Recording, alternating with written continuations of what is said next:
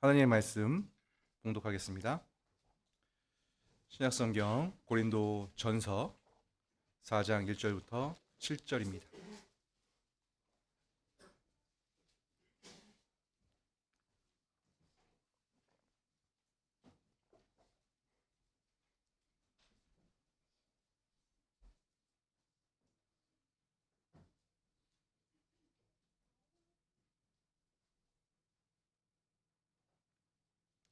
자신 줄 알고 제가 받들어 읽겠습니다. 사람이 마땅히 우리를 그리스도의 일꾼이요 하나님의 비밀을 맡은 자로 여길지어다. 그리고 맡은 자들에게 구할 것은 충성이니라. 너희에게나 다른 사람에게나 판단받는 것이 내게는 매우 작은 일이라. 나도 나를 판단하지 아니하노니 내가 자책할 아무것도 깨닫지 못하나 이로 말미암아 의롭다함을 얻지 못하노라. 다만 나를 심판하실 이는 주시니라. 그러므로 때가 이르기 전 곧 주께서 오시기까지 아무것도 판단하지 말라. 그가 어둠에 감추인 것들을 드러내고 마음의 뜻을 나타내리시니 그때 각 사람에게 하나님으로부터 칭찬이 있으리라. 형제들아, 내가 너희를 위하여 이 일에 나와 아볼로를 들어서 본을 보였으니 이는 너희로 하여금 기록된 말씀 밖으로 넘어가지 말라 하는 것을 우리에게서 배워 서로 대적하여 교만한 마음을 가지지 말게 하려 함이라. 누가 너를 남달리 구별하였느냐? 내게 있는 것 중에 받지 아니한 것이 무엇이냐? 내가 받았은즉 어찌하여 받지 아니한 것 같이 자랑하느냐? 아멘.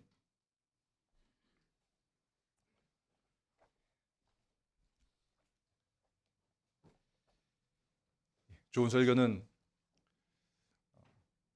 두 가지식으로 결론부터 명확하게 하고 그걸 잘 설명하는 설교라고 하는데요. 별로 그렇게 해본 적이 없는 것 같습니다. 그렇게 한번 해보려고요. 여러분, 오늘 설교의 주제는 여러분이 정말 특별하다는 사실입니다. 여러분이 얼마나 특별한지를 제가 이제 설명하려고 하는데 잘하는지 좀 잘 들어주시고 잘 못하면 나중에 카톡으로 꾸짖어 주시고 해주시면 좋겠습니다. 요즘 젊은 남녀들은 그 배우자의 직업으로 어떤 것을 좋아할까? 그 유명한 결혼정보업체가 조사를 했는데 2023년도에 뭘 것 같으세요? 매년 바뀌긴 하는데 1번이 대기업 사원 한 45% 되고요. 2번이 의사나 뭐 약사 한 20% 되고 3번이 금융직 한 20% 되고 그리고 4번이 뭐 전문직입니다. 회계사, 변리사 이런 거 있잖아요. 이게 한 15% 이렇게 된다고 합니다. 왜 이런 결과가 나왔는지 어렵지 않죠. 왜 이 시대에 여성들이 그러니까 주로 여성들이 그 남편감을 구할 때 선호되는 그 직업인데요. 왜 이런 직업을 좋아할까? 돈을 안정적으로 벌 수 있고 또 다른 사람들에게 별로 아쉬운 소리 안 해도 되는 그런 어느 정도 힘이 있는 그런 일이기도 하고 또 많은 사람들이 정말 좋아하는 그런 일들이잖아요. 그래서 내 남편이 내 결혼할 사람이 대기업 다녀, 의사야, 아, 어디 은행 다녀 이러면 자랑스럽게 말하겠죠, 그렇죠? 지난 주일 밤에도 제가 청년 때 이야기를 말씀하는 걸로서 설교를 시작했는데 오늘도 이제 그러려고 해요. 제가 청년 있을 때 그리고 그 전에 90년대 초반, 80년대 이때요. 비슷하게 잡지나 신문에서 지금 저 인터넷이 없으니까 비슷한 조사를 했거든요. 근데 놀랍게도 목사가 높은 순위에 있었습니다. 안 믿어지시죠? 아마 제 또래는 제 이상은 기억하실 텐데요. 그리고 어느 해인지는 저는 정확히 기억은 안 나는데 심지어 1위를 할 때도 있었어요. 결혼 대상 여성이 선호하는 직업 1위 목사. 신기하죠, 그죠? 그 이유는 최근 좋게 평가되는 직업들과 비슷한 모습을 당시 목사직이 가지고 있었기 때문입니다. 지금과는 달리 목사직이 그때는 큰 교회들이 많아서 그런지 모르지만 경제적으로 좀 안정되어 보였고 또 많은 사람들이 대접하기도 하고 인정도 받는 그런 명예로운 직업이다라고 여겨졌던 것 같아요. 그런데 요즘 여성들은 이 시대의 여성들은 남편의 직업으로 목사직을 좋아할까? 어떨 것 같으세요? 아마도 아닐 겁니다. 그죠? 실제로 2023년 조사를 보면 리스트에 이름도 없어요. 오늘날 교회들이 크게 줄면서 큰 교회도 없어지고 하면서 목사가 경제적으로 어렵기도 하고 또 워낙 기독교에 대한 인식이 안 좋으니까 거기에 일이 있다는 것 자체가 어, 좀 좋지 않은 그런 평가의 이유가 되겠죠. 제가 직업에 대해서 너무 좀 단순하고 거칠게 접근하고 있긴 한데요. 네, 그렇다고 전혀 없는 얘기도 아닙니다. 어쩌면 어떤 사람들이 뭐 내 남편이나 내 결혼할 사람이나 아니면 내 아들이나 내 친구가 목사할 때 사람들 앞에서 내 남편이 의사야, 내 결혼할 사람이 변호사야 이렇게 자랑하듯이 말하는 거 똑같은 어떤 정도로 내 남편이 내 자식이 아니면 뭐 내 잘하는 사람이 목사야라고 이 시대 선뜻 말할 수 있을까 싶으면 그렇지 않은 것 같습니다. 바울도 사도라는 직분자로서 일부의 사람들에게 그렇게 좋은 평가를 받지는 못했습니다. 오늘날 목사직과 비슷하게 사회적으로 볼품이 없었기 때문에 그렇습니다. 고린도후서 11장에 사도 바울의 유명한 자기 고백이 있잖아요. 아마 아시는 분들이 많을 텐데 그는 사도로서 활동하느라 사도의 그 직분을 감당하느라 감옥살이도 많이 했고 매도 많이 맞았고 여러 번 죽을 뻔했습니다. 그걸 아주 구체적으로 얘기해요. 뭐 40대에 하나 뺀 매를 5번이나 맞았다. 채찍도 3번 맞았고 돌도 1번 맞고 구체적으로 얘기합니다. 전도여행 다닐 때 파순한 얘기도 하고요. 배가 타고 간 배가 뭐 암초를 만났는지 풍랑을 만났는지 배가 깨어져서 죽을 뻔한 위기를 넘긴 것. 심지어는 그 망망대해에서 24시간 동안 구조가 안 돼서 떠다닌 것 그런 걸 얘기해요. 갑작스러운 폭우로 강물의 위험을 겪기도 했고 광야의 위험, 바다의 위험을 겪기도 했다고 고백합니다. 바울이 당했던 큰 위험은 사실 자연재해보다 사람이었어요. 이방인 혹은 같은 동족, 유대인들 가릴 것 없이 그를 위협하는 사람들이 굉장히 많았습니다. 모르는 그런 강도의 위협도 있었고 여행을 많이 하다 보니까 복음을 믿지 않았던 깨닫지 못했던 유대인들이 실제로 막 죽이려고 했었던 그런 일들은 특히 큰 위협이었습니다. 바울은 이렇게 사도직을 수행하면서 여러 번 밤도 지새우고 바다 광야에서 노숙하고 굶주리고 목마르고 추위에 굶주렸던 이런 일들을 가감없이 고백했습니다. 이렇게 사는 사람을 여러분 누가 가까이 하고 싶겠습니까? 가까이 하고 나도 함께 그 어려움을 겪겠습니다라고 누가 선뜻 나서겠습니까? 사도 바울이 그랬다고 하고 성경에 나오니까 여러분 좋은 마음으로 나도 그러기를 하는 마음이 생길지 모르지만 실제로 여러분 그렇다고 곰곰이 생각해 보세요. 내가 가장 가까운 사람이 내 남편이 내 자식이 나와 함께 일하는 사람이 이런 비슷한 일을 겪는다. 계속 떠돌아다니고 여러 가지 위협을 겪고 굶주리고 배고프고 사람들의 손가락질을 받고 조롱을 받고 심지어는 목숨의 위협도 받는 이런 생활을 한다. 사람들이 좋아하지 않는 것입니다. 심지어 사도 바울이 고린도 교회를 세웠잖아요. 하나님 세우셨지만 사도 바울의 전도 가운데 고린도 교회가 세워졌는데 이 고린도 교회 교인들조차도 사도로서의 바울을 못마땅하게 여겼습니다. 이 정도 되면 보통 사람들은요, 저도 그럴 것 같아요. 사람들 앞에서 스스로를 좀 부끄러워하고 자기 생활 때문에 모든 일에 있어서 좀 움츠러들기도 하고 자존감도 낮아질 것 같습니다. 근데 여러분 본문 3절을 보십시오. 사도 바울은 이렇게 말합니다. 너희에게나 다른 사람에게나 판단받는 것이 내게는 매우 작은 일이라. 그는 자신에 대한 사람들의 판단, 자기 고백했잖아요. 이런 어려움을 겪었다. 이런 고초를 겪었다. 고단한 삶이다. 그것으로 인해서 물론 고린도 교회 성도들이 사도 바울을 좀 비난한 것은 다른 이유들도 있지만 어찌되었건 여러 이유로 사도 바울의 삶을 좋지 않게 보는 왜 이렇게 저게 살아야 되지? 라고 하는 그런 판단에 대해서 연연하지 않는다고 당당하게 말합니다. 자신의 모습에 대한 많은 조롱, 깔보고 욕하는 악한 판단들을 대수롭지 않게 여기고 있습니다. 어떻게 이렇게 당당할 수 있을까요? 제가 설교 초대에 말씀드렸던 오늘의 주제. 그가 스스로를 아주 특별한 사람이라고 굳게 확신하고 있었기 때문입니다.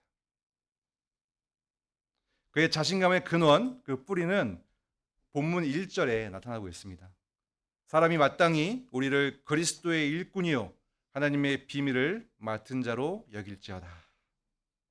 보통 이 말씀을 2절과 함께 엮어서 목사나 장로, 집사들, 우리 교회는 권사가 없지만 권사분 이런 세울 때 아니면 훈련할 때 자주 설교하거나 인용하는 그런 말씀입니다. 그렇게 하는 게 내용상 너무 당연하고요. 옳습니다. 그런데 이 본문 1, 2절은 단지 직분자들이 어떻게 해야 된다를 가르치는 그 정도만의 말씀은 아닙니다. 바울은 자신을 무시하는 모든 평가들을 이길 수 있는 힘을 자신이 하나님의 비밀을 맡은 그리스도의 일꾼이라는 사실에서 찾고 있습니다. 그래서 사람들이 자신을 뭐라고 부르든 어떻게 평가하든 아무런 상관이 없는 거예요. 왜요? 자신은 그리스도의 일꾼이요 하나님의 비밀을 맡은 자이기 때문에. 누가 뭐라고 하든 이게 너무 크기 때문에 흔들림 없이 살아갈 수 있었던 것입니다. 이제 우리에게 약간의 도약이 필요해요. 도약. 어려운 말 쓰면 안 되는데. 뛴다는 뜻이에요. 뛴다는 뜻이에요. 도자도 뛴다는 뜻이고 약자도 뛴다는 뜻인데요. 도약은 뭐냐 하면 좀 이렇게 건너뛰는 거예요. 넘어서는 거예요. 그리스도가 어떤 존재인지 사도 바울의 말을 들어보면 사도 바울의 자신감의 근원이 뭐냐면 나는 그리스도의 일꾼이다. 하나님 비밀을 맡았다라는 거잖아요. 그죠? 근데 그리스도가 어떤 존재이길래 그가 맡은 하나님의 비밀이 무엇이길래 그가 그렇게 자신을 특별하게 여기는가 살피려면 그리스도가 어떤 분인지 하나님의 비밀이 무엇인지를 살펴보아야 합니다. 원래는 그래야 합니다. 그런데 사도 바울이 앞에서 1장부터 계속 순서적으로 그 얘기를 했어요. 오늘 본문 앞에까지. 그래서 그것을 살펴야 하는데 오늘 우리에게 그의 설명을 모두 따라갈 시간이 없습니다. 만약 여러분이 유두고처럼 듣다가 졸다가 떨어지는 한이 있더라도 남아서 듣겠다라고 결심하시고 저한테 말씀해 주시고 상관없으니까 끝까지 하십시오 라고 한다면 제가 이제 말씀을 이렇게 따라가면서 할 텐데 그렇게 할까요? 2시간이든 3시간이든 그럴 수가 없어서 도약이라고 말씀을 드렸는데요. 간단하게 말할 수밖에 없습니다. 그 사실을. 그래서 사도 바울이 지금 당당히 하고 있는 그 근원의 깊이를 우리가 충분히 누릴 수는 없겠지만 그래도 하나님의 은혜를 바라면서 간단하게 그 사실을 확인하려고 하는데요. 그 답은 말씀에서 찾아야겠죠. 고린도전서 1장 30절에 있습니다. 한번 보실까요? 사실은 1장 30절 이 무렵부터 이야기가 오늘 본문까지 쭉 이어지고 있는 건데요. 같이 한번 읽죠. 30절 시작. 너희는 하나님으로부터 나서 그리스도 예수 안에 있고 예수는 하나님으로부터 나와서 우리에게 지혜와 의로움과 거룩함과 구원함이 되셨으니. 아멘. 그리스도는 하나님으로부터 나와 우리에게 전달되는 하나님의 지혜이며 하나님의 의로움이며 하나님의 거룩함이며 하나님의 구원입니다. 무엇이요? 그리스도가, 예수 그리스도가. 바울은 이 사실을 오늘 본문에 이르기까지 자세히 풀어서 설명했습니다. 사랑하는 성도 여러분, 우리 교학교 학생 여러분, 주목. 하나님이 존재하신다. 믿으세요? 우리 준이가 아멘 했어요. 네. 얼마나 이쁜지 몰라요. 찬송할 때마다 저는 가슴이 너무 기뻐요. 갑자기서 불쑥 튀어나오는 소리를 들으면서 이야, 우리 한성교회는 참 찬송이 살아있다. 아이들이 이렇게 찬송을 하고 있으니 아멘 했어요. 네. 있다고 했어요. 하나님이 지금 존재하시고 온 우주 만물을 그리고 나 자신을 다스리고 계신다는 사실을 믿어요? 정말 믿어요? 역시 고개를 끄덕였습니다. 어떻게 합니까? 어떻게 알아요? 그걸? 저쪽에 조용하게, 조용하게는 아니고 좀 거리가 멀어서요. 성경으로 이렇게 얘기했어요. 성경으로. 사실 모든 질문의 답이죠. 교회 안에선. 그죠? 어떤 질문인지 하면 성경으로 아니면 그리스도로 하면 대충 맞긴 하는데요. 어떻게 알죠? 여러분 하나님 살아계신 거 어떻게 합니까? 사람들이 많이 물어보잖아요. 하나님 어디 계시냐? 보여달라. 하나님이 역사하신다고 하는데 일하신다고 하는데 어떻게 하냐? 알려달라. 그게 물어보는 것이 선이든 악이든 그러니까 믿고 안 믿으면서 비꼬면서 물어보든 아니면 좀 호기심이 있어서 알고 싶어서 물어보든지 간에 물어보잖아요. 그럼 여러분 어떻게 대답하시겠습니까? 저는 이렇게 대답할 것 같습니다. 그리스도 안에 있다. 예수 그리스도께 있다. 하나님의 살아계심, 하나님의 일하심, 역사하심 어떻게 할 수 있는가? 그리스도를 보라. 그리스도께 있다.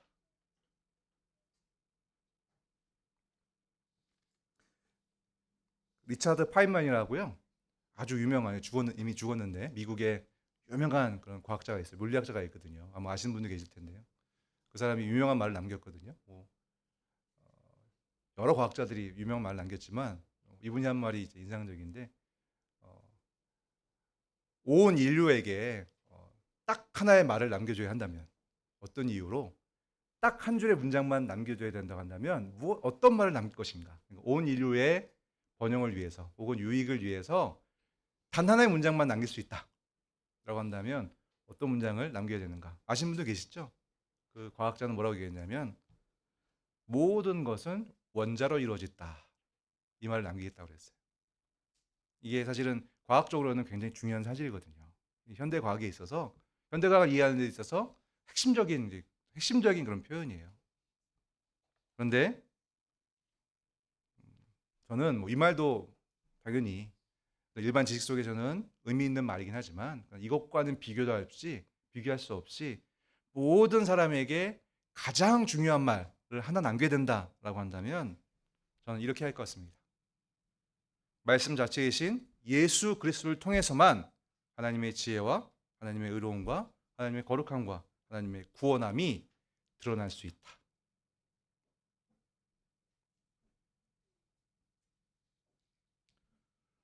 우리는 오늘 오전 예배 설교 때 하나님께서 말씀으로 온 우주 만물을 창조하실 뿐만 아니라 그 창조하신 모든 것을 역시 말씀으로 보존하시고 붙들고 계신다는 진리를 배웠습니다. 사람들이 이걸 인정하나요? 인정 안 하니까 잘 인정 안 하니까 물어보는 거예요. 그죠? 사람들은 참 이상한데 모든 것이 원자로 이루어졌다.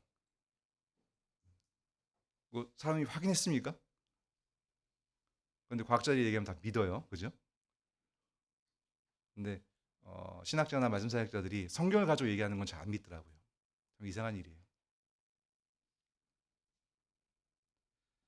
왜 그런가? 사람이 범죄하여서 지혜를 잃어버리기 때문에 그래요. 참 지혜를 잃어버려서 그래요. 진실을 모르는 거예요. 여러분, 이때 말씀은, 하나님께서 창조할 때 말씀은 삼위 하나님 가운데 제2 위격이신 성자이시고, 그분이 육신을 취해서 죄인들을 위한 구원의 중보자로서 이 땅에 죄인들에게 가까이 오셨습니다.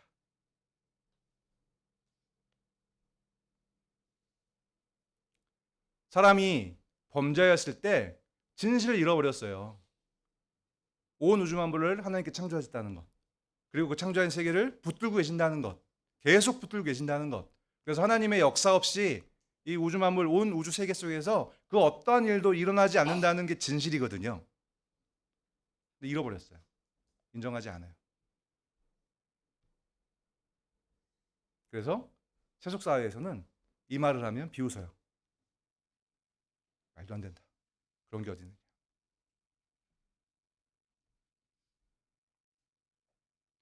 죄인인 사람은요, 그냥 두면 절대 자기 자신과 우주 만물만 바라봐서는 하나님을 못 찾습니다. 이게 사실 범죄가 주는 심각한 점이에요. 그런데 말씀이신 예수 그리스도를 만나면 하나님이 창조자이심과 섭리자이심을 다시 알게 되고 인정하게 되고 찬양하게 됩니다. 다른 말로 이렇게 설명할 수 있습니다. 창세전에 하나님께서 죄인들 중에 일부를 오직 자신의 긍휼함을 따라서 자기의 백성으로 선택할 그런 이들로 정하셨습니다. 자기의 자녀로 정하셨습니다. 그리고 또 일부는 오직 자기의 의로움, 공의로움을 따라서 완악하게 내어 버려 주실 자로 정하셨습니다. 하나님의 이 작정을 따라 온 세계가 지금 운용되고 있는 거예요. 이루어지고 있는 거예요. 그래서 택함 받은 자들이 불순종 가운데서도 하나님의 원수가 되었을 때에도 하나님께서는 그들이 그리스도를 만나는 방식으로, 그리스도의 것이 되는 방식으로 다시 진리를 회복하는, 진실을 회복하는 창조자 하나님, 섭리자 하나님을 다시 알게 되는 은혜를 베푸신 것이에요. 그래서 사도 바울은 앞에 고린도전서 3장 23절에서 너희가 그리스도의 것이다. 그리고 그리스도는 하나님의 것이다. 라고 선언하고 있는 것입니다. 고린도서 1장 30절과 다른 얘기가 아니에요. 무지한 이 세계 가운데, 인간 세계 가운데 오직 그리스도만이 진리예요. 그리스도만이 빛이고요. 그분만이 생명입니다. 이게 너무나 위대한 사실이거든요. 사람에게 가장 중요한 사실이에요. 이것보다 큰 사실이 없어요. 다른 모든 중요한 사실들은요, 이 사실을 넘어서지 못해요. 이 사실 앞에서 다 굴복하게 돼 있어요. 그러니까 죽음을 맞닥뜨렸을 때 그 어떠한 중요한 지식도 죽음이라고 하는 그 무게를 이기지 못하거든요. 그럼 놀랍게도 이 진실은 그 죽음을 넘어서는 것이니까. 오직 이 사실만이 죄로 인한 결과인 죽음을 넘어서는 것이니까요. 어떻게 이 사실과 비교할 수 있는 중요한 지식이 있을 수 있겠습니까? 더군다나 이거는 진실이거든요. 비밀이에요. 감춰진 진실이에요. 그래서 사실은 너무나 뻔한 진실인데, 그 대낮의 빛과 같은 누구나 볼 수 있는 진실인데요. 그런데 어둠 속으로 피한 인간들이 그 진실을 안 보는 거거든요. 그런데 똑같은 어둠이었던 우리들을 위해서 놀랍게도 말씀이신 하나님이 우리와 같은 어둠을 취하셔서, 육신을 취하셔서 우리에게로 오셔서 우리를 빛 가운데로 인도해 내신 거예요. 빛이신 하나님이 우리에게로 오셔서 우리를 빛 가운데로 인도해 내신 것이에요. 그리스도를 통하여. 이것이 하나님의 비밀입니다. 바울은 이 비밀을 맡은 자예요. 전하라는 명령을 받은 자입니다. 바울은 당연히 그리스도의 것이죠. 그가 이미 이 진리를 깨닫기 때문에, 구원을 받았기 때문에, 그 은혜를 얻었기 때문에 전할 수 있는 자가 된 거예요. 그러니까 진리를 이미 누리는 자 가운데에서 마치 그리스도께서 그렇게 하셨던 것처럼 진리가 없는 어둠 가운데로 가까이 가서 진리를 전하는 명령을 받은 자예요. 이런 면에서 보면 사실은 모두가 그리스도의 것인데 그 중에서도 가장 선명하게 그리스도다움을 보내는 역할을 부여받은 거예요. 사도 바울은 그게 너무나 감사하고 고마운 거죠. 사실 저도 연약해서 맨날 삶의 어떤 여러 가지 이유들 때문에 낙심하고 마음이 아프기도 하고 슬프기도 하고 뭐 솔직히 고백하면 여러분 앞에 부끄럽지만 왜 말씀 사역자 얘기를 갔을까? 라는 생각을 가질 때도 있거든요. 그 정도로 힘들 때도 있습니다. 그런데 저도요, 이 사실을 깨달으면 다시 힘을 얻는 거예요. 내가 이렇게 특별한 존재인데. 세상에 감춰져 있는 비밀을 아는 너무나 특별한 존재인데, 아는 것뿐만이 아니라 그것을 전하라는 명령을 받은 더욱 특별한 자인데, 내가 이렇게 낙심해야 되겠느냐라고 스스로를 다독이기도 합니다. 그리스도의 일꾼이라고 했습니다. 이 일꾼이라는 표현은 사실은 노예에 준하는 말이에요. 단지 돈을 받고 일하는 자, 이 정도가 아니라 완전히 얽매인 노예이거든요. 그러니까 자신을 자기를 완전히 버린 거죠. 그래서 자기 같은 사역자 맡은 자에 구할 것은 충성이라고 하잖아요. 그죠? 신실함, 피스토스라는 단어인데요. 믿음직해야 된다라는 뜻이 될 텐데 저는 이걸 다른 말로 한다면 최고의 자기 비움이라고 생각해요. 충성이란, 신실함이란 아주 적극적인 자기 비움입니다. 나는 없는 거예요. 나를 완전히 비우고 오직 그리스도로 나를 채우는 것. 그분의 존재를 믿음으로 완전히 받아들이는 것. 그분을 인정하는 것. 그것이 충성이라고 저는 생각을 합니다. 이 충성의 맛을 볼 수 있는 삶, 비밀을 전하는 삶, 하나님의 비밀을 전하는 삶, 그리스도에게 더욱 가까이 매여 있는 삶. 사도 바울은 그것이 너무나 감격스럽고 그리고 특별하다고 여기기 때문에 사람들의 이러저러한 잣대, 판단들에는 전혀 개의치 않은 것이에요. 사랑하는 성도 여러분, 여러분도 그리스도의 것입니다. 여러분은 정말 특별합니다. 하나님께서 창세 전에 여러분을 택하셨고요. 여러분이 하나님을 배신하고 범죄하고 똑같이 무지한 그런 지경에 처한 가운데에서 여러분을 건져내시기 위해서 하나님의 사랑을 드러내시기 위해서 하나님 자신이신 예수 그리스도를 보내기로 정하셨습니다. 사실은 온 우주 만물이 이렇게 돌아가고 있는 가장 핵심적인 이유가 여러분을 하나님께서 택하신 그대로, 작정하신 그대로 이끌어 가시기 위해서 지구와 온 우주 세계를 운영하고 계시는 것이 맞습니다. 온 우주가 대단하다고 한다면 과학자들 말하는 것처럼 위대하다고 한다면 그 이상으로 여러분이 특별하고 위대해요. 왜냐하면 그것이 그렇게 되는 이유가 여러분이 그리스도를 만나서 하나님의 비밀을 알고 하나님이 온 우주 만물의 주인이시고 지금 그것을 붙들고 계시고 여러분도 붙들고 계신다는 사실을 여러분께 전하기 위해서 그리스도를 여러분께 주셨다는 것. 그것만큼 여러분이 더 특별할 수가 있겠습니까? 여기에 하나님의 너무나 놀라운 지혜가 담겨 있어요. 흔히 우리 어린 친구들이 왜 선악과를 만드셔서 우리를 범죄하게 하셨나요? 선악과를 만들지 않으시면 더 좋았을 텐데요. 이런 질문들 많이 하거든요. 우리도 그런 질문 많이 하잖아요. 저는 그럴 때마다 모르겠다. 그런데 하나 아는 거는 하나님은 나보다 지혜로우셔서 가장 우리에게 유익하기 때문에 필요하기 때문에 그렇게 하셨을 거야. 대답하거든요.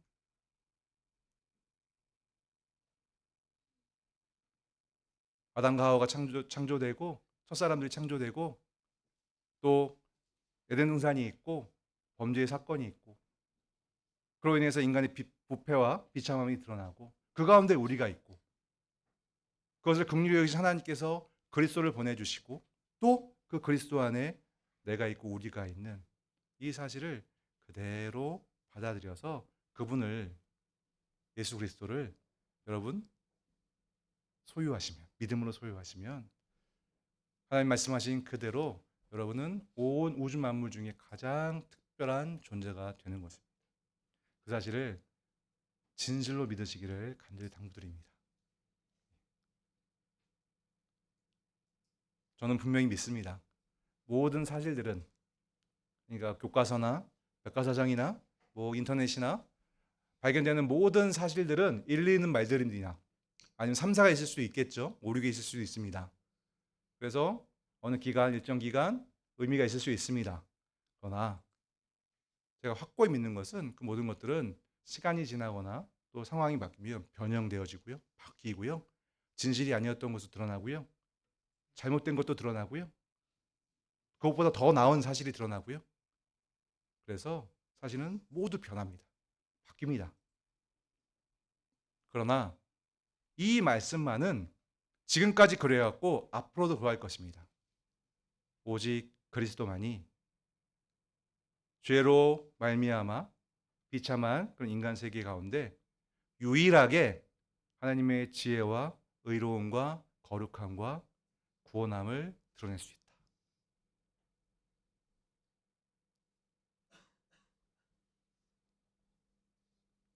여러분, 그런데 이렇게 그리스도를 가지고 있는 것, 이것이 우리 굉장히 특별한데요. 우리를 특별하게 만드는데요. 근데 여러분, 그분이 말씀이시잖아요. 참 우리가 이해하기는 굉장히 어려운 것인데 말씀은 존재 자체이기도 합니다. 말씀이 육신에 우리 가운데 거하신 거잖아요. 그렇죠? 그분은 또 잠언에 의하면 지혜이기도 합니다. 그런데 그 말씀과 지혜는요. 내용이 있거든요. 오직 영혼을 가진 그런 인격체들만이 받아들일 수 있는 그런 내용이 있습니다. 우리는 몸이 있고 또 뭐 뇌가 있고 또 이성이라고 하는 생각이라고 하는 그런 어떤 작용이 있잖아요. 활동이 있죠, 그렇죠? 근데 하나님은 우리처럼 이렇게 분리되는 분이 아니에요. 우리 흔히 공부할 때 하나님 속성 공부할 때 단일성 이렇게 공부하잖아요. 하나님 나눠지거나 분리되는 분이 아니에요. 하나님이 사랑을 하시기도 하지만 하나님은 사랑 그 자체시거든요. 존재 그 자체예요. 하나님이 말씀하시기도 하지만 말씀 그 자체이기도 합니다. 말씀에는 내용이 있어요. 그 내용은 때로 명령으로, 때로는 교훈으로, 때로는 율법으로, 때로는 마땅히 행해야 할 바로 말씀의 기록자를 통해서 사람들에게 전해줬고 우리는 그것을 성경으로 봤습니다.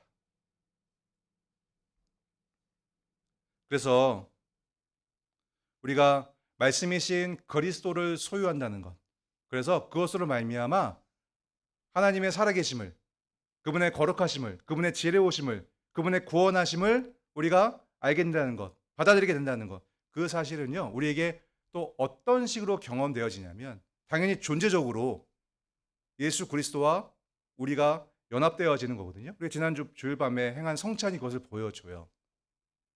그런데 인격을 가진 우리, 하나님도 사실은 뭐 그런 면이 있지만 인격을 가진 우리에게서는 그것이 구체적으로 어떻게 경험되어지냐면 그렇게 내용으로서 전달되어진 그 기록된 말씀을 이해하고 받아들이고 그 말씀을 순종하는 것으로 우리는 경험되어집니다. 우리가 그리스도를 소유한 것을 어떻게 하느냐? 그리스도와 연합되어 있는 것을 어떻게 하느냐?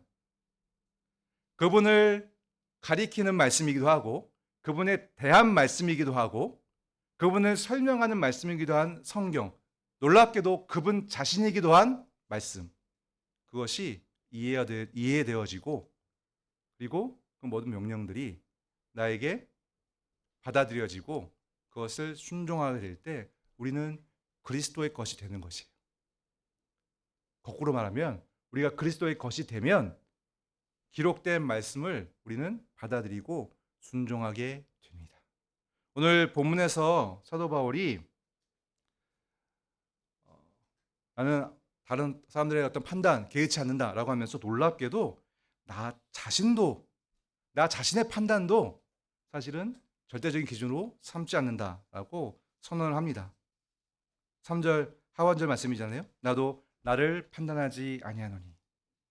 그래서 내가 자책할 아무것도 깨닫지 못해도 그것 때문에 의롭다고 여기지 않겠다라고 얘기해요. 나를 심판하실 분은 하나님이시다 라고 말합니다. 넓게 보면 진정한 판단은 하나님께만 있다. 하나님만이 진실이시기 때문에 거짓으로 가득한 인간 세계에 있는 사람들의 판단, 그것은 뭐 말할 것도 없고 나 자신도 판단이 온전치 않아서 오직 하나님의 판단만이 나에게는 중요하다라는 것으로 이해가 되어집니다만, 그러나 한 걸음 더 나아가서 이 판단을 보면요, 그 뒤에 말씀, 오늘 설교 제목이기도 한데요, 6절 말씀에 보면 내가 이러한 본을 보였다 너희에게 아볼로와 함께 이러한 본을 보였다라고 말하면서 기록된 말씀 밖으로 넘어가지 말라 한 것을 언급하고 있어요. 말씀드렸죠? 기록된 말씀을 받아들이는 것, 그것이 그리스도 소유한 것이다 라고 말씀드렸죠. 그래서 기록된 말씀을 밖으로 넘어가지 말라. 내가 그런 본을 보였다라고 얘기했어요. 이건 당연하죠. 그가 그리스도를 사도 바울이 온전히 소유했기 때문에 그러한 본을 보일 수 있었던 것이에요. 사도 바울은 그리스도의 종으로서 하나님의 비밀을 맡은 자로서 그가 보였던 충성, 아주 적극적인 자기 비움은 어떤 열매 맺냐면요, 기록된 말씀 밖으로 벗어나지 않는 거예요. 그래서 나를 판단하는 것을 오직 하나님께 맡겠다라는 것은 사실은 하나님이 성경 전체를 통해서 말씀하고 계시는 그런 구원의 원리에까지 우리를 초대합니다. 그래서 오늘 본문에서도 그런 최종적인 판단, 본문 5절에서 주님께서 다시 오셔서 그 판단할 때를 언급하고 있는데요. 종말의 때죠. 재림의 때죠. 구원의 원리가 오직 하나님의 은혜로 되는 것이잖아요. 그죠? 그러니까 인간이 가지고 있는 어떤 역량도 구원을 이룰 수 없다는 것. 그래서 전적으로 구원은 하나님의 은혜로 주어진다는 것이 성경 전체가 우리에게 전해주고 있는 진실이거든요. 그러니까 하나님께서 우리를 구원하실 만한, 우리를 바라보셨을 때 최종 심판 때 우리 이단 형제, 수영 형제 최종 심판 때 주님께서 여러분 바라보시고 하나님께서 나의 의로움과 어긋나지 않는, 나의 온전한 의로움과 어긋나지 않는, 그래서 나의 나라의 백성이 될 수 있는, 나의 자녀가 될 수 있는 수영이, 우리 이산이 이렇게 판단해 주실 때, 그때 조금이라도 우리 수영 형제의 것, 이산 형제의 것이 있는가? 그렇지 않다는 거예요. 오직 그리스도의 것만 있는 것입니다. 살아가면서 우리가 말씀을 따라 의로움을 행하고 추구하고 악한 것을 버리고자 하는 그런 당연한 그런 애씀이 있죠. 근데 여러분, 그때 우리는 어떤 원리로, 어떤 이해를 가지고 그런 애씀과 노력을 하게 됩니까? 우리가 의로움을 쌓으면 의로우신 하나님께서 그것을 인정해 주시고 의롭다고 판단해 주신, 참 의로운 사람 판단해 주시는 그러한 원리를 가지고 그렇게 애를 씁니까? 그렇지 않잖아요. 그렇죠? 성경이 말하는 진실은 그게 아니거든요. 도무지 도달할 수 없는 그런 격차가 하나님의 의와 우리의 의 사이에 있어요. 그 어떠한 사람도 하나님의 의를 만족시킬 만한 의를 쌓을 수가 없습니다. 그 격차를 해소할 수 있는 분은 오직 예수 그리스도뿐입니다. 그분의 온전함만이 하나님의 의를 만족시킬 수 있으세요? 그래서 그리스도께서 우리에게 오셔서 하나님의 의로움을 보여주실 뿐만 아니라 우리의 의로움도 되어주시거든요. 그분이 우리와 함께하는 한, 우리가 그리스도의 것이 되는 한, 우리가 그리스도 안에 있는 한, 그분의 의가 우리의 의예요. 하나님께서 그러기를 작정하셨고 하나님의 의에 전혀 위배되지 않는 하나님의 놀라운 사랑의 표현입니다. 그것을 아는 자로서, 그리스도를 소유한 자로서 우리의 의를 쌓는 것이 아니라 그분의 의를 누리는 것으로서, 그분을 닮는 것으로서, 우리가 은혜로 받은 의를 내어놓는 것으로서 우리는 애쓰는 거예요. 우리가 애를 쓰면 쓸수록 그리스도인은요, 누구만을 바라보냐면 우리와 함께 계신 그리스도만을 바라보는 거예요. 이거 참 이해할 수 없는, 세상 사람도 이해할 수 없는 일이거든요. 하나님의 비밀을 맡은 자들만이, 그것을 경험한 자들만이 누릴 수 있는 좀 신령한 지경입니다. 이게 참 예민한 부분이기도 해요. 그래서 많은 교회의 역사를 보면 이 부분에서 많은 사람들이 길을 잃었습니다. 공로주의로 빠지거나 반율법주의로 빠지거나 하나님의 말씀을 따라서 자기 의를 쌓으려고 애를 쓰거나 아니면 어설픈 하나님의 사랑을 말하면서 아무것도 하지 않거나. 그런데 이 양자 간에는 성경 전체가 말하는 진실이 없어요. 그것은 이 진실이 그만큼 비밀을 경험한 자만이 알 수 있는 신령한 것이라는 뜻이에요. 그러니까 사람의 이해로는 간망이 어려운 거예요. 내 안에 그리스도께서 계셔서 그분이 온전한 의가 나에게 주어져서 나는 아무것도 할 수 없지만 그분의 의를 사모하는 마음으로, 그분의 의가 나에게 있기를 바라는 마음으로, 그분이 말씀이시니 내용으로 나에게 와 있는 그분의 말씀을 따라 온전히 그분이 드러나기를 바라는 마음만으로 순종하는 것. 그래서 순종하면 할수록 은혜만을 생각하는 것, 은혜만을 인정하게 되는 것, 애를 쓰면 쓸수록 하나님의 은혜만을 말하는 것. 그것이 바로 기록된 말씀 밖으로 넘어가지 말라는 이 말씀과는 담긴 중요한 판단입니다. 이 기록된 말씀 밖으로 넘어가지 말라라는 것은 여러 가지로 적용할 수 있을 것입니다. 또 여러 분야에 이 말씀을 적용할 수 있을 것입니다. 그러나 오늘 본문의 문학 가운데서 가장 돋보이는 부분은요, 우리의 구원을 이해할 때 있어서 하나님의 말씀 밖으로 넘어가지 않는 거예요.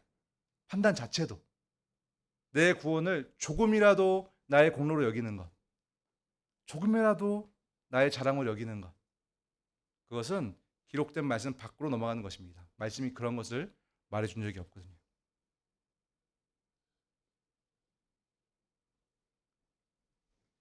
종교개혁 때 바로 이 말씀을 깨닫고 많은 종교개혁자들이 이 말씀을 의지해서 가톨릭 교황주의자들과 목숨을 맞서서 싸울 수 있었던 것이에요.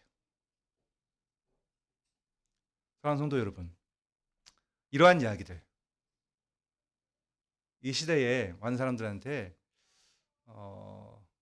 호감이 가는 그런 이야기일까요? 의에 대한 이야기, 죄에 대한 이야기, 이 의를 어떻게 얻을 것인가, 사람이 의를 스스로 이룰 수 있는 거 없는가의 문제, 그리고 하나님이 어떻게 여기 전제가 되어 있는 이야기, 하나님이 어떻게 사람의 세계에 들어오실 수 있으시고, 그러기 위해서 하나님은 어떤 분이신가, 어떤 분으로 계신가, 이러한 이야기들. 그리스도인들조차도, 그러니까 교회에 다니는 분들조차도 이 시대에는 이런 얘기를 하면 그건 너무 좀 어려워요. 너무 좀 신학적인 것 같아요. 좀 단순했으면 좋겠어요. 우리가 듣고 싶은 얘기를 들었으면 좋겠어요. 하나님 믿으면 그냥 잘 되고 하나님께서 내가 원하는 거 들어주시고 이런 얘기하면 좋을 것 같아요. 이런 반응들을 얻기가 쉽습니다. 근데 여러분, 기록된 말씀 밖으로 넘어가지 마십시오. 기록된 말씀에는 그런 반응들이 담겨 있지 않습니다. 오히려 기록된 말씀에는 지금 사도 바울이 말하고 있는 것처럼 우리가 가진 것 중에 받지 아니한 것이 있느냐. 여러분, 우리가 얻은 것 중에 특히 구원에 있어서 받지 아니한 것이 있습니까? 없습니다. 그래서 여러분, 성화조차도요, 오해하시면 안 됩니다. 우리 인간의 노력과 애씀이 가장 어떻게 보면 많이 말해지는 그런 부분이 성화라고 할 수 있을 텐데요. 성화도 받지 아니한 것이 없습니다. 아닙니다. 성화도 받는 거예요. 이 하나님의 기록된 말씀 밖으로 넘어가지 말고 그 말씀 안으로 들어와서 그분의 말씀에 귀를 기울이십시오.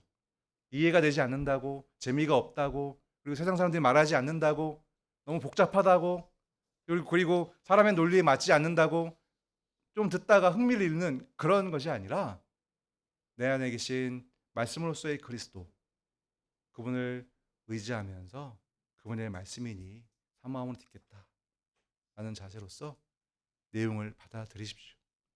그 말씀 안에 늘 여러분의 생각을 머무르게 하십시오.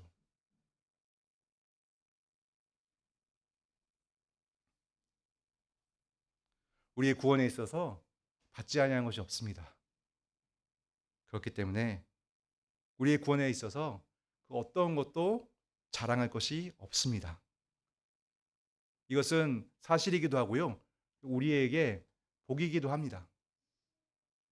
만약에 우리에게 조금이라도 자랑할 만한 것이 있다라고 말했을 때는 그 즉시로 우리는 길을 잃고 어둠을 다시 헤매게 될 것입니다.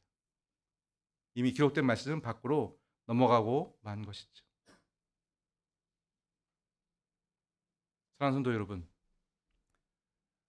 이것을 아는 자로 살아갔을 때 성도들을 바라보면요, 성도들에 대해서도 너그러워지는 거예요. 사도 바울이 오늘 본문에서 이런 교훈도 그런 교훈도 주고 있죠. 우리가 가진 것이 아무것도 없는데, 우리 그렇게 가난한데 영적으로 하나님께서 모두 채워주셨잖아요. 받지 아니한 것이 없잖아요. 다시 한번 말씀드립니다. 여러분 너무나 특별합니다. 여러분은 세상에 어떤 것도 바꿀 수 없는 가장 귀중한 존재입니다. 여러분은 그리스도를 소유하셨습니다. 그렇다고 한다면 그분의 내용이신 성경 말씀을 여러분이 받아들이시고 그 안에 항상 생각과 마음으로 머무셔야 합니다. 그러다 보면요, 여러 가지 변화가 생기는데 그 중에 가장 큰 것 중에 하나가 다른 사람들에 대해서 너그러워지는 거예요. 계속 내가 그리스도를 의존하고 있고 그분으로부터 받고 있고 항상 감사가 넘치고 다시 나는 가난해지고 그렇게 되고 있는데 다른 사람의 부족함, 다른 사람의 어떤 잘못됨, 사소한 어떤 연약함, 그것에 대해서 발끈하거나 아니면 뭐 기분 나빠하거나 그렇게 반응할 수 있겠습니까? 그렇지 않죠. 오히려 그분처럼 우리 가까이 오신 예수 그리스도처럼 오히려 긍휼의 마음으로 안타까운 마음으로 그분을 보게 되고 감싸주게 되고 기도하게 되고 돌보게 될 것입니다.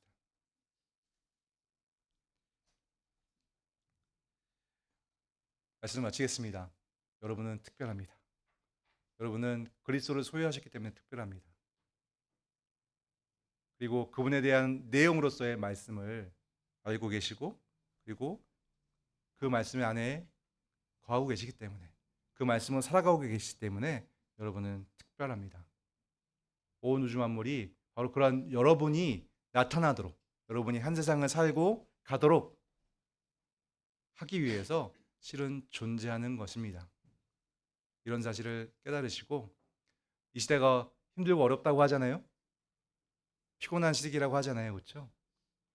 근데 그러한 방식으로는 비교도 할 수 없는 가치가 여러분에게 있다는 것을 항상 잊지 마시고 매일매일 기쁨으로 그리고 더 의미 있는 이런 말씀을 따라서 의미 있는 것들을 찾으심으로 무엇보다 여러분의 가장 소중한 보아인 예수 그리스도를 만나는 것으로 그분에 대해서 알아가는 것으로 여러분의 찬란한 빛을 드러내시기를 간절히 소망합니다.